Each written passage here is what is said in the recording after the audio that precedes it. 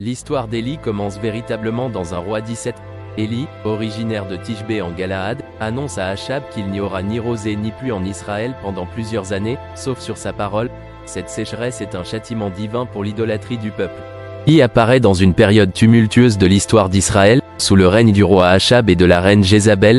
Achab, influencé par Jézabel, a promu le culte de Baal, un dieu cananéen, provoquant la colère de Yahvé, le Dieu d'Israël. Pendant la sécheresse, Élie est nourri par des corbeaux près du torrent de Kéris, puis par une veuve à Sarepta. Chez la veuve, il accomplit deux miracles notables. Il multiplie la farine et l'huile pour qu'elle ne manque pas, et il ressuscite le fils de la veuve lorsque celui-ci tombe malade et meurt. 1 Roi 17 sur 8-24. Le défi sur le mont Carmel. L'un des épisodes les plus célèbres de la vie d'Élie est son défi au prophète de Baal sur le mont Carmel. 1 Roi 18. Élie demande à Achab de rassembler tout Israël et les 450 prophètes de Baal. Sur le mont Carmel, Élie propose un test pour prouver qui est le vrai Dieu. Les prophètes de Baal prient en vain leur Dieu pour qu'il envoie le feu sur leur sacrifice. Élie, après avoir reconstruit l'autel de Yahvé et saturé son propre sacrifice d'eau, prie Yahvé. Un feu céleste consume l'holocauste, prouvant ainsi la puissance de Yahvé. Les prophètes de Baal sont alors mis à mort.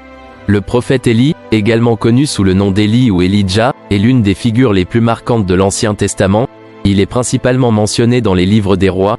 1 Roi et 2 Rois. Élie est reconnu pour sa lutte contre l'idolâtrie en Israël et ses nombreux miracles. Son histoire est à la fois dramatique et remplie de manifestations divines. La poursuite de Jézabel et la fuite d'Élie. Après ce triomphe, Jézabel menace de tuer Élie, qui fuit alors dans le désert.